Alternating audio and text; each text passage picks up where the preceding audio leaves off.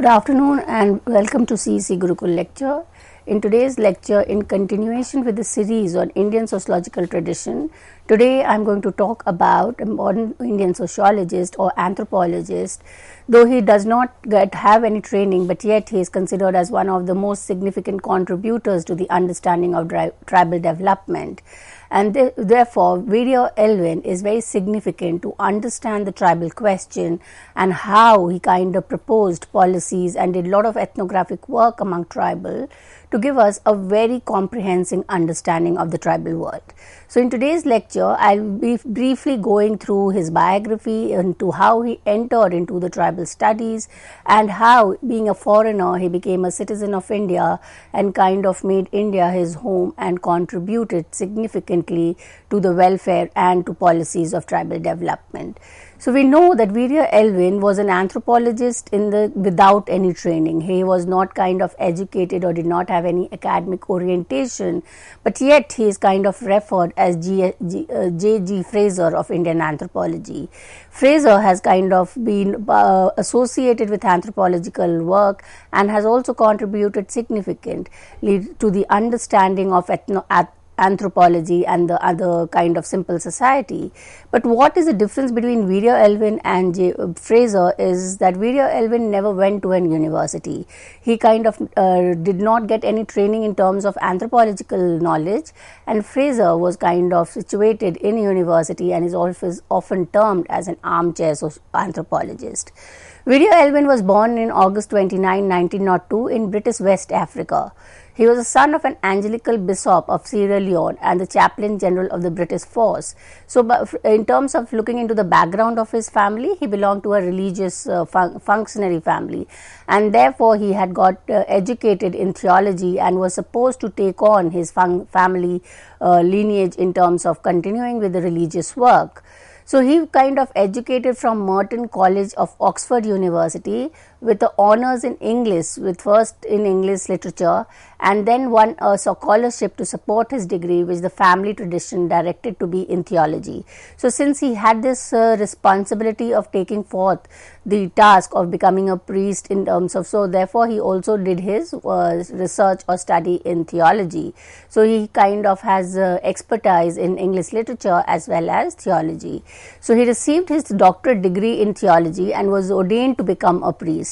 So, by his training, by his family background, Virya Elwin was kind of a person who was supposed to join the religious world and become a priest. But however, because he was not very interested and also because destiny had something else in store, he kind of came to India, and we'll see how his coming to India itself had kind of a background where he was influenced by Gandhi, he was influenced by the nationalist struggle that was going on in India, and therefore he kind of comes to India. In 1926, he became the vice president of Wycliffe Hall, Oxford, and soon thereafter the chaplain of Merton College. While at Oxford, his heart turned towards the thoughts of Gandhi and Tagore. As I just said, though he was kind of by kind of hereditary occupation, he got training in theology, he became the Merton chaplain of Merton College, but then he was not interested in this work. He was always attracted towards India, and he always at the unconscious level wanted to do something. He was kind of very disturbed by the nationalist struggle, and being a foreigner himself, he was against the Britishers' colonial policy. So, with that, he kind of is there, he continues for some time, but then very soon he will kind of arrive in India. So, he joined the Christian Service Mission Society to India in 1927. Now, his joining this service was with the intention that he will get an opportunity to come in India, and once he gets an opportunity to arrive in India, he would be able to do something in the line of what Gandhi and Tagore were kind of advocating.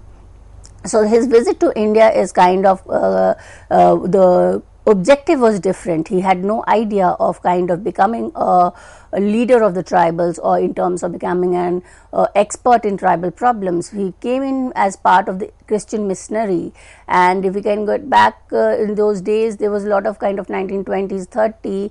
There were a lot of missionaries that would come from the Western countries, especially Britain, in order with the mission to convert people to Christianity. So he was also part of the institution which was basically had the objective of converting a lot of people into Christianity. So as a student of Christian movement, meeting which Elvin had attended at Stanwick, he met J.C. Winslow, who had come back from India to recruit young men for his Christian missionary. Elvin was already looking eastward and was easily seduced into joining Winslow Christ Seva Sangh, which worked on the ideas of Gandhi's ashram at Sabarmati. So something that he was waiting for quite some time for an opportunity arrived when J.C. Winslow, who had just returned from India, gave him this offer of joining the Christ Christian Seva Sangh. And because it was located in Gujarat and it was working on the ideals or the principles of Gandhi, he accepted the offer. So he abandoned a prospective academic career in England in favor of religious searching. So he came to India in 1927 as a missionary to Christ Seva Sangh, an Angelical order in Pune in Maharashtra. So during the period from 1928 to 1931, Elvin was involved in national movement. So at this period, in his initial days, he was kind of had no idea in terms of kind of working for the tribals or doing. He was just interested in terms of kind of being a part of the nationalist struggle, and therefore because he was influenced by Gandhi, so he was very close to Gandhi and used to work along with Gandhi, and Gandhi in return called Elvin his son. So there was a very close bonding between Elvin and Gandhi, and they continued for a few years to work for the nationalist struggle. As he became increasingly engrossed in his work with tribal villagers, he became less and less comfortable with his role as clergyman and his formal faith.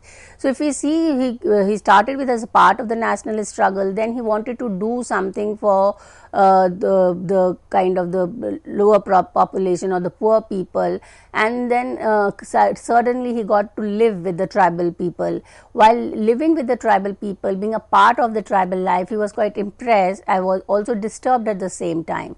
He was disturbed by the attitude of the plain man towards the tribal population. Vidya Elvin was of opinion that the tribals were kind of exploiting the villagers, and he also critiqued the idea that tribal were looked down upon as barbaric or were looked at uncivilized. So that is the reason why he kind of started slowly getting kind of close to the tribal issue, and he wanted to do something for the tribal welfare. Therefore, he gave up his membership of the English Church of England, both as a priest and as a communicant.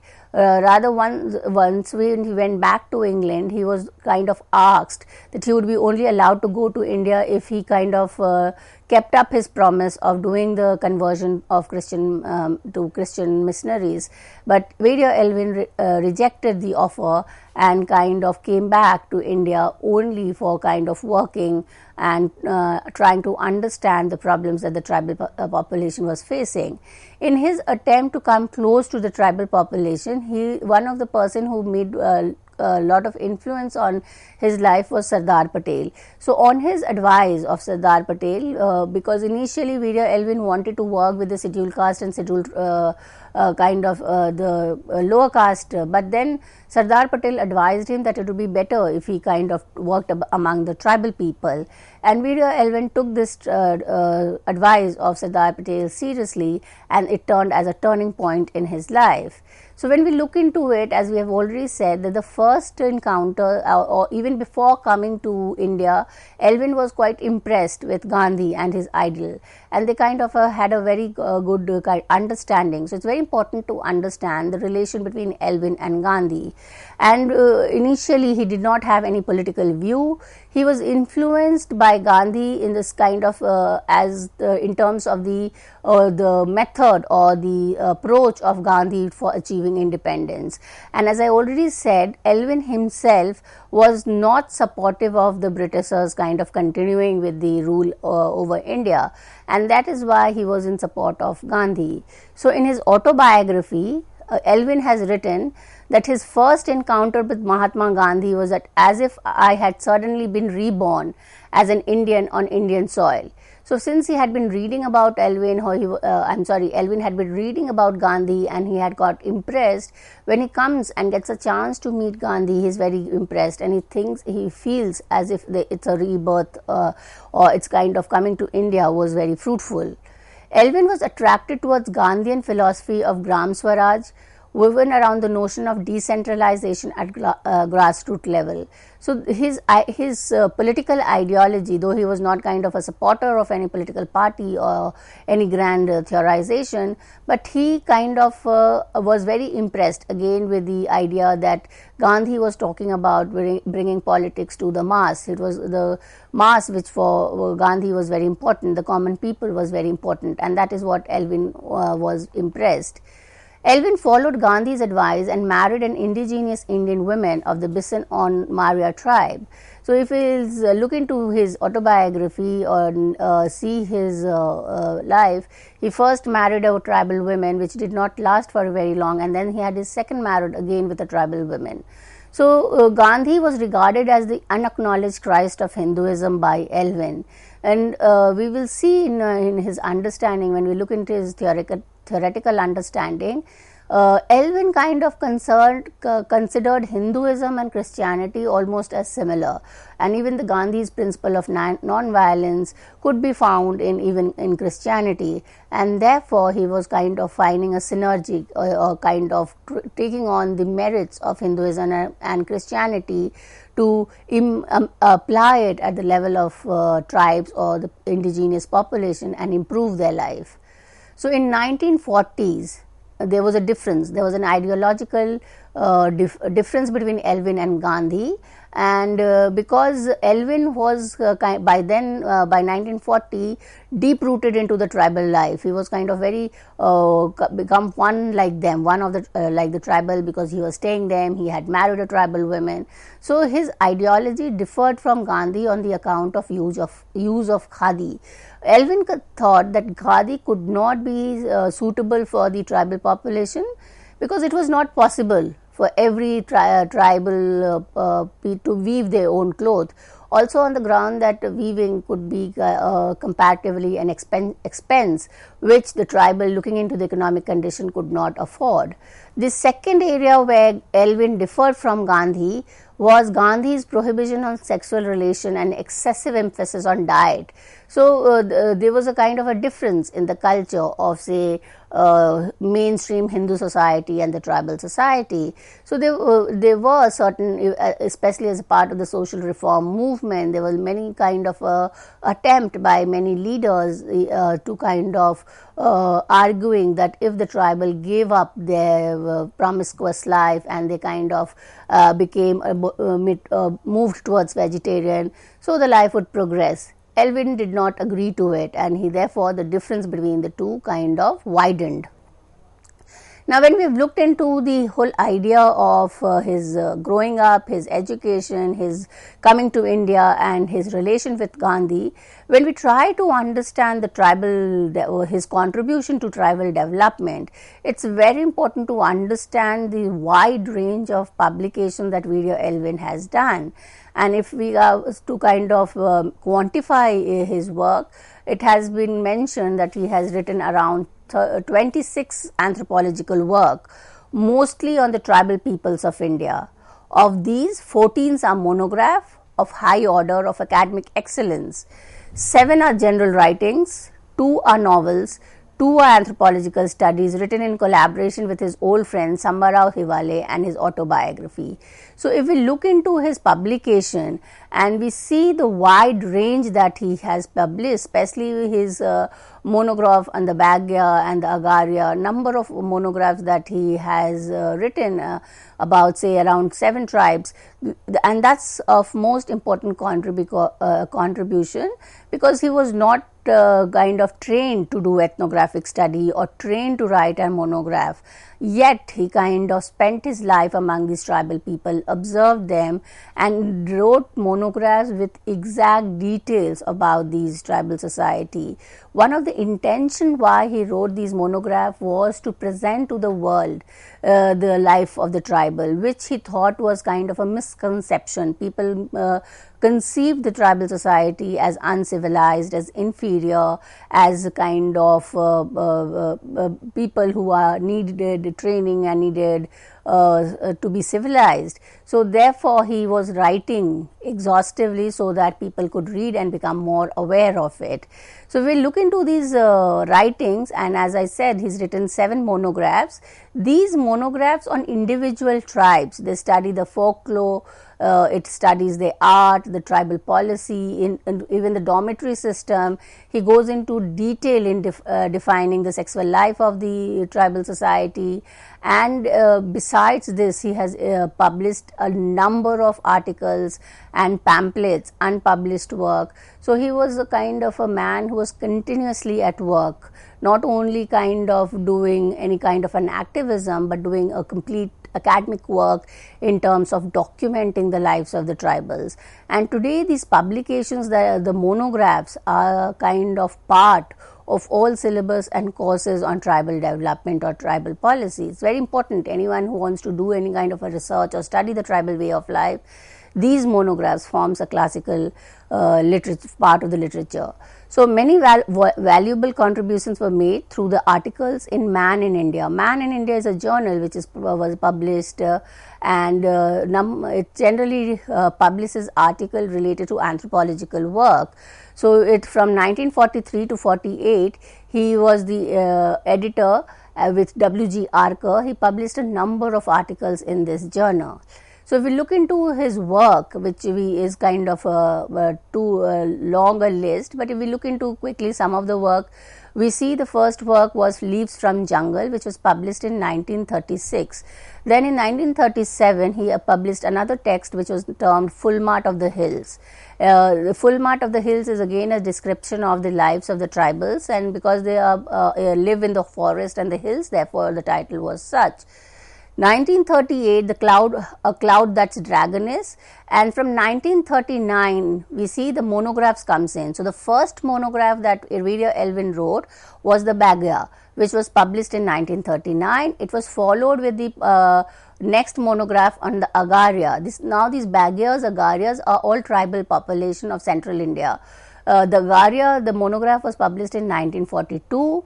Then again another work which is considered as a very classical anthropological work is Maria, Murder and Suicide. Now in this work he will describe this how the tribal population, what is the significance of murder, why is the high rate of suicide. So it's very important to understand the logic behind these rather than just arriving at taken for granted assumptions. 1944 he published Folk Tales of Mahakoshal, and second publication in the same year is Folk Songs of the Michael Hills. 1946 he publishes about the folk songs of Chhattisgarh. In 1947 the Mourya and the Ghotul. Now the Mourya and the Ghotul is another monograph, and the Ghotul is basically the dormitory system of the tribal people, where there is a promiscuous sexual life among premarital sexual life, which was kind of described in detail by Irvedia Elwin. 1949 he publishes the book titled The Myths of Middle India. 1951 Tribal Art of Middle India. Now the fourth monograph, which is the Bondo Highlanders, comes in, and this is a complete detailed understanding of the tribal life, especially the tribes of the Bondo. Then 1958 he Myths of the Northeast Frontiers of India.